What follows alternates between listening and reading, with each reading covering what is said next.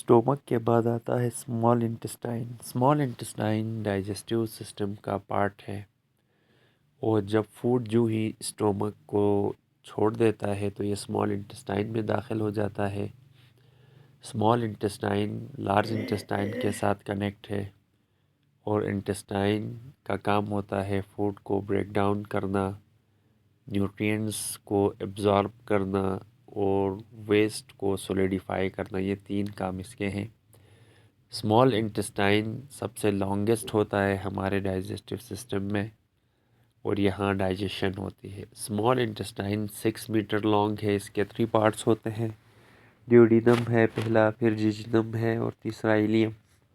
Duodenum first part होता है, ये 20 से 25 सेंटीमीटर लंबाई होती है इसकी और ये पाइलोरिक स्फिंक्टर जो ड्यूोडेनम और स्टोमक को मिलाता है वहाँ तक फैला हुआ है।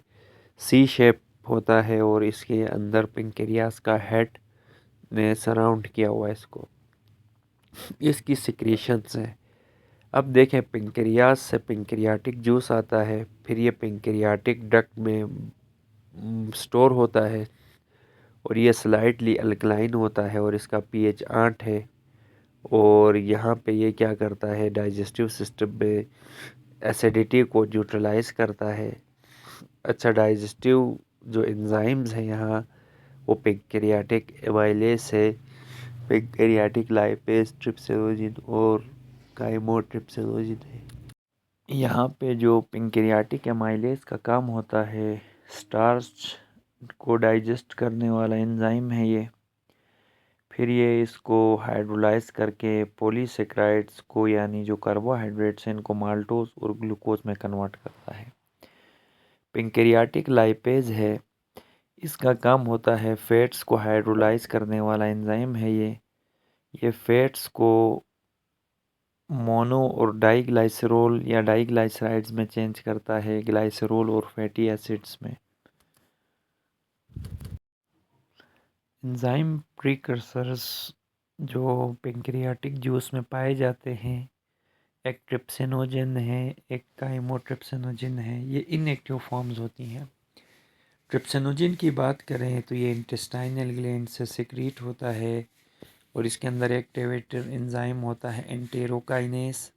ये एंटेरोकाइनेस ट्रिप्सिनोजिन को ट्रिप्सिन में कन्वर्ट करता है, फिर ट्रिप्सिन एक्टिवेट होता है मज़ीद ट्रिप्सिनोजिन में और ये ट्रिप्सिन एक्टिव फॉर्म है। इसका काम होता है प्रोटीन्स को पॉलीपेप्टाइड में कन्वर्ट करना। काइमोट्रिप्सिनोजिन है, ये कन्वर्ट होता है काइमोट्रिप्सिन में एक्टिव फॉर्म में और फिर ये ट्रिप्सिन में कन्वर्ट होता है। बाइल्स हैं, बाइल ये लीवर में बनते हैं, फिर ये गाल ब्लैडर में स्टोर होते हैं। इनका काम होता है फैट को ड्रॉपलेट्स की फॉर्म में जो है ब्रेक डाउन करना। इसी प्रोसेस को इमल्जन कहते हैं। इसकी वजह से एमल्सिफिकेशन की वजह से लार्ज सरफेस एरिया बनता है लिपिड्स के लिए। फिर यहाँ लाइपेज एंजाइम जो है डाइजेस्ट करता है फैट्स और ऑयल को बड़ी तेज़ी से। ये इनका काम था एंजाइम प्रीकर्सर्स का। अब हम देखते हैं जेजिनम जो सेकंड पार्ट है स्मॉल इंटेस्टाइन का, ये 2 से 5 मीटर लॉन्ग है। एलियम तीसरा पार्ट है जो कि 3.5 लॉन्ग है। यहाँ प्रोटीन्स, कार्बोहाइड्रेट, फैट्स की कंप्लीट डाइजेशन होती है। जेजिनम और एलियम में कुछ एंजाइम निकलते हैं। पहला एंजाइम है अमाइनो पेप्टाइडेज।